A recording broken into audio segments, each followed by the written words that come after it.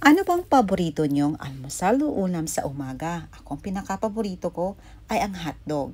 Tara, gawa tayo ng sarili nating hotdog, yung healthy. 1 kilogram ground pork, nilagyan natin ito ng chopped malunggay. Nag-add tayo ng ground pepper, Himalayan salt, santam gum. Pwede ding all-purpose flour. Dahil gagawa tayo ng low-carb hotdog, almond flour ang ating ginamit. Nag-add tayo dito ng garlic powder. Adjust the taste according to your preferences. Nagdagdag din tayo ng 2 pirasong malalaking itlog. Pwede kang mag-add dito ng seasoning. Gagamit tayo dito ng hotdog maker. Yes po, hotdog maker ito or longganisa maker. Nabibili lang to sa online. At yung meat na minix natin, ini-add natin dito. Finesse natin yan gamit ang ating longganisa casing. I-check nyo lang sa comment section below kung saan natin napili. Tinalian natin ito ng sinulid. At kung pula naman hotdog ang yung gagawin, meron din tayo ditong red cellulose. Hotdog casing po ito. At yung hotdog maker natin, may iba't ibang sizes. Merong malaki, meron namang maliit. Ayun, i-press lang natin yan at makita nyo na pumasok na yung karne sa loob ng ating cellulose. Kinat natin at itali natin gamit ang sinulid. I-follow nyo lang prosesong yan para matali natin at matansya natin kung gaano kaliking hotdog ang gagawin natin. At inulit ko lang ang proseso sa pagtali hanggang sa matapos.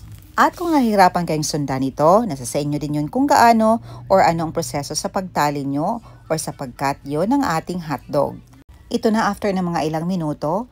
Ayan, natapos na din nating matalian ito. Pagkatapos matalian, i-blanch natin ito sa mainit na tubig for about 10 minutes. I-cover lang natin. Pagkatapos ma-blanch, hanguin na natin ito at papalamigin at ilagay sa freezer. Kinabukasan, pwede nang lutuin. Tara, samahan niyo akong magluto nito. Sa pagluluto naman, kinat lang natin ito para makuha natin yung laman. Gumamit tayo ng non-stick pan. At una kong niluto yung ating low-carb hotdog. Ito yung hindi natin nilagyan ng flour, yung santam gum lang. Tingnan natin kung hindi ba mag-fail ito. Sa ating low-carb hotdog naman, para lang siyang longganisa or tocino ang texture nito. At ito naman may kulay ang ating lulutuin.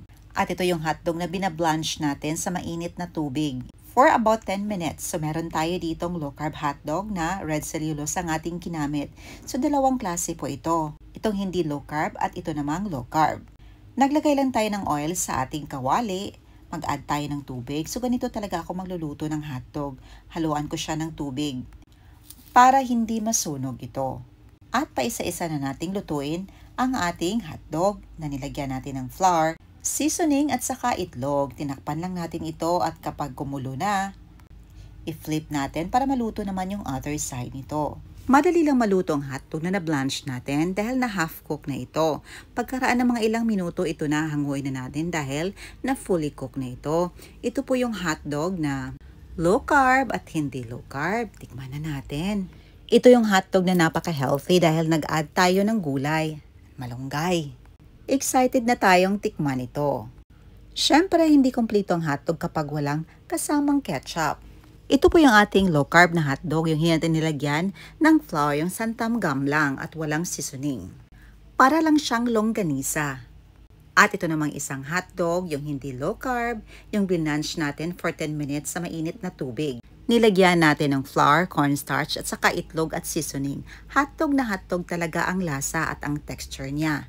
Ito namang isa na may kulay pero low-carb, para lang ding longganisa. Sa tatlong ito, yung hotdog na hindi low carb ang paborito ko. Ayan lang po. Salamat sa panonood.